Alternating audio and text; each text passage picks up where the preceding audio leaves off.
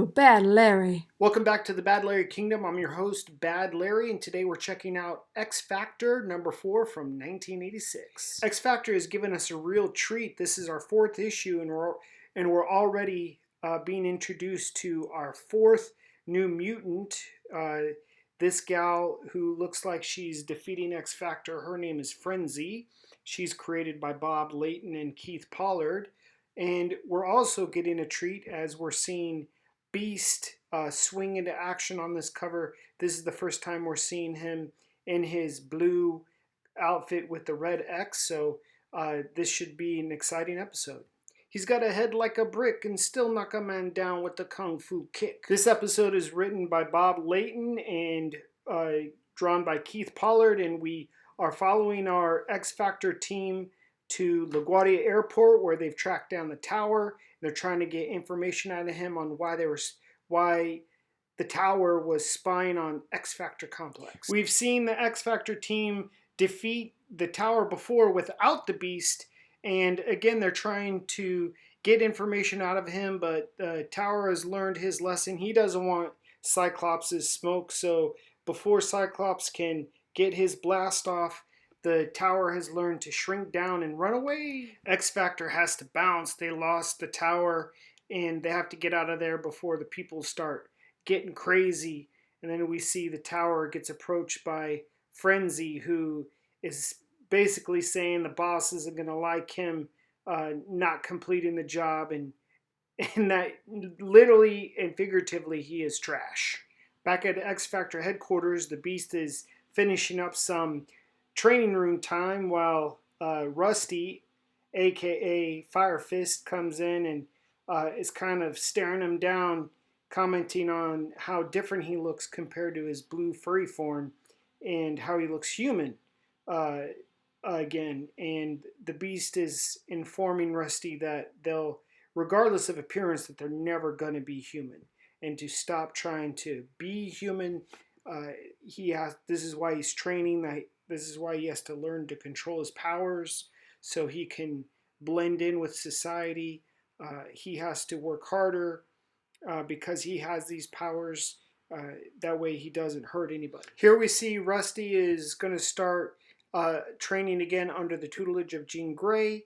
Iceman is going to try to launch some icicles at him, and Jean wants him to burn them up before they get to him, and she's going to spot him with her telekinesis, but Rusty gets distracted by Scott Summers' Cyclops walking in with old bubblegum head Arthur. Like I said before, Rusty super sucks at controlling his powers, and just with a simple distraction, he almost blows everybody up with a fireball. Luckily, Jean Grey is there to contain it with her telekinesis. She gets all in his face, ripping him a new one about why he needs to train and focus.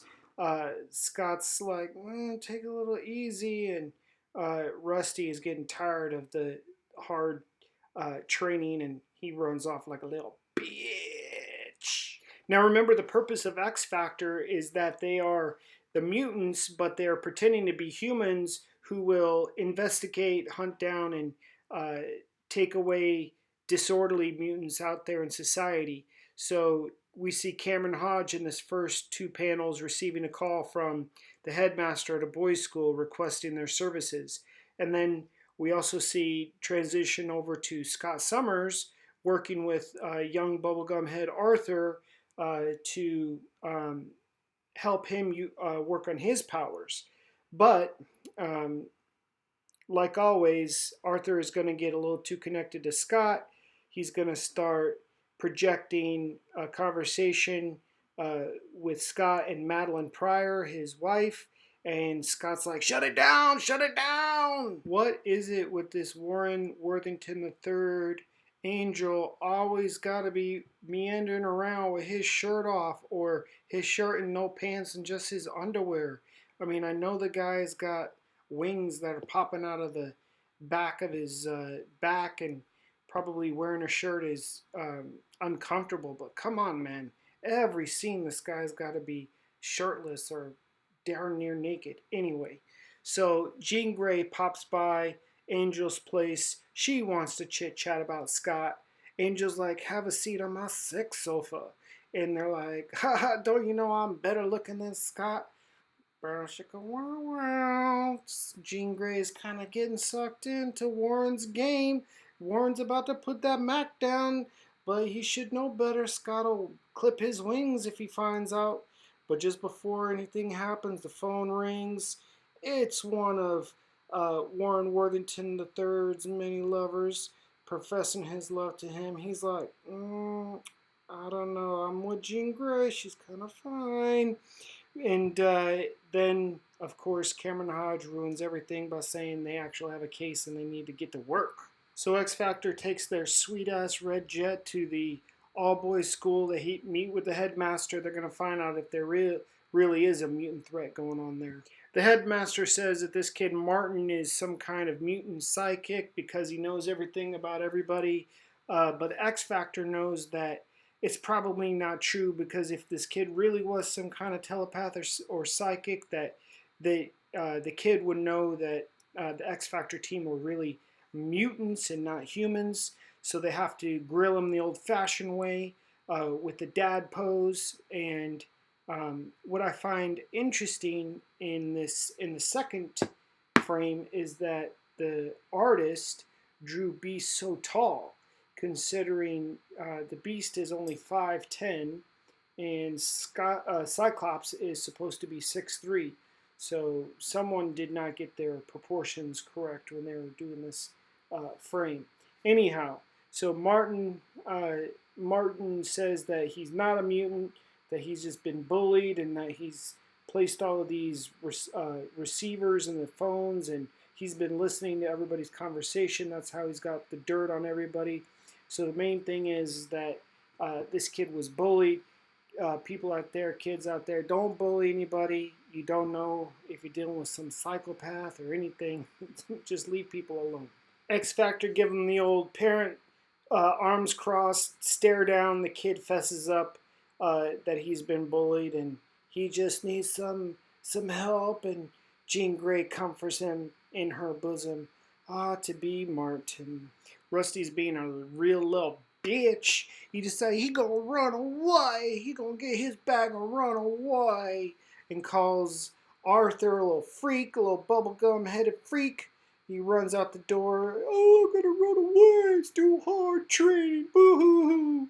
And Arthur knows that he's gonna need to go find X Factor because Rusty is unstable. Rusty's out there in the streets all alone in the darkness of New York City, about to get jacked by some hobo. This hobo has the audacity to pull a knife on Rusty, and then when he gets his hand burned up, has the audacity to call him a freak and run away. I mean, has this hobo looked in the mirror? He's a freak.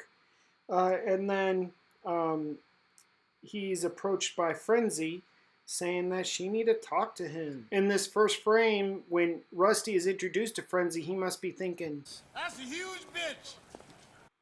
Frenzy's like, hey sugar, you want to come with me? Climb this tall tree?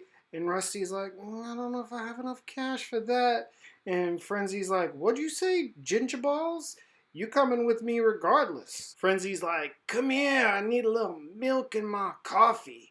And grabs Rusty up, and Rusty's like, oh, she get me so hot, they're gonna burn up. Now Rusty thinks that going full flame on someone is gonna get them to let him go. It's worked 100 times, but Frenzy's powers are steel vagina. This big bitch is a total tokenized Colossus knockoff. She's 6'11". She's got the super strength. She's got super durability. Said that her skin is like steel. First and foremost, where did Arthur find a red cap that could fit his giant ass bubblegum head? Regardless, he escaped, risked being spotted or injured out there in the public to find X Factor. And remember, he cannot speak at all. He is mute. So he has to use his powers to project the image of Frenzy taking off with Rusty to alert X Factor that X Factor needs to bounce and once again go collect Rusty.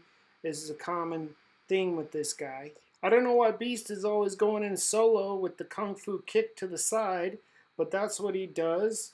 He thinks he can take Frenzy on one-legged or by himself. She gives him the old heave-ho. Beast is saved by Marvel Girl. Frenzy looking thicky, thicky, thick.